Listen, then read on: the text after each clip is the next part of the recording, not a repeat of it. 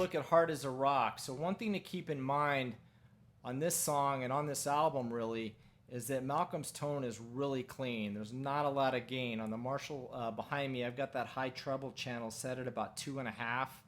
I am using an attenuator, so it changes the sound a little bit. But you don't want a lot of gain here. What tends to happen if we play with too much gain, you don't hear the notes in the chords, and the chords themselves tend to bleed together too much, and you don't get that tightness that you hear in his playing. Like with Hail Caesar, that intro,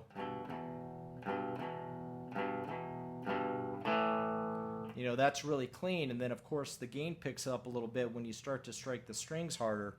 So you have this sound here when you're attacking lightly, and when you attack that a little bit harder, you get a little bit more gain. And that's kind of the sound you're trying to achieve. So we're going to start with a B chord to E.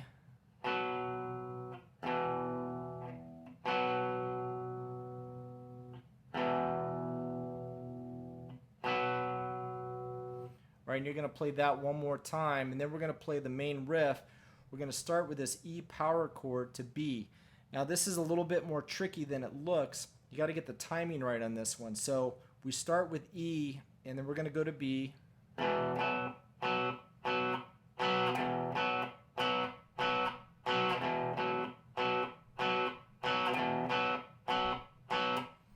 So when you strike in that B chord, that last time, there's that little pause. You want to hit B again before you go back to E. And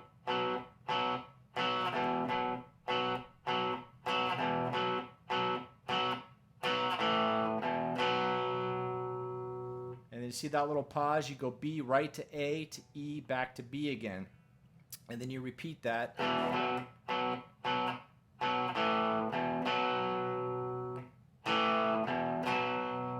And then you just go A, E, B, and then we're up here in this E chord now. So when we go to this E, our full E, we're going to be putting our pinky down on that second fret of the G string in this pattern here. So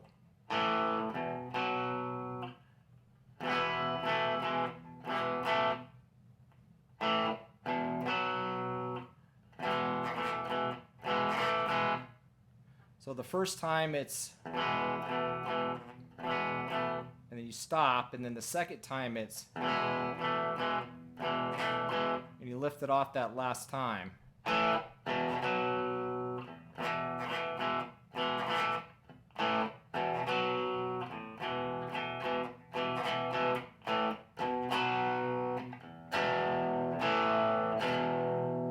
right, and then you're into the chorus. So the chorus is just going to be B to E,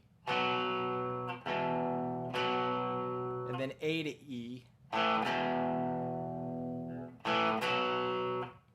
and then A back to B. Now when we go A back to B, it could just be this open A string like that.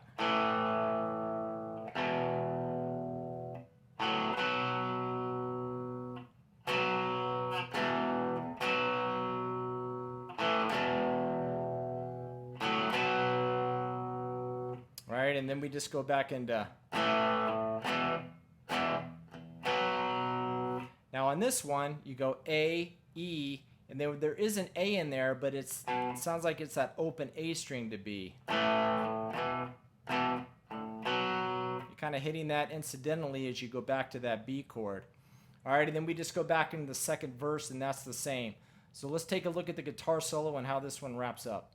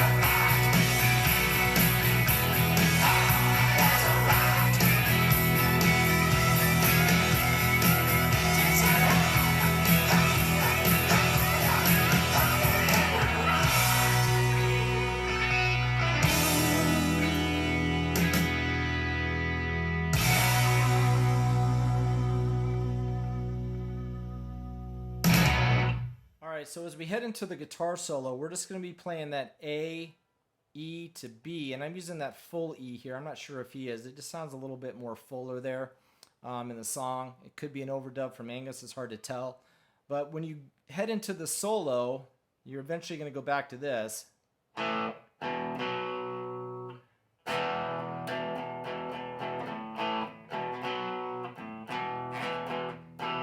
We just do that same thing we did earlier.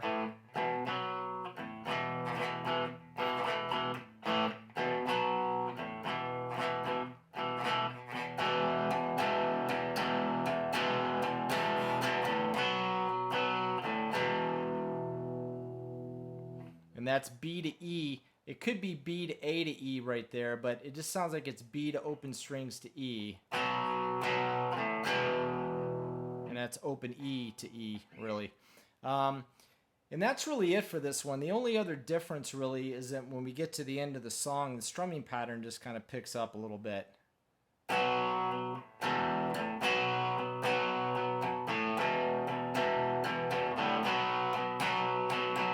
Right? Something like that. So that's it for this one. Just remember, be as clean as you can for your sound on this song, and really anything on this Ballbreaker album. All right, we'll see you guys next time.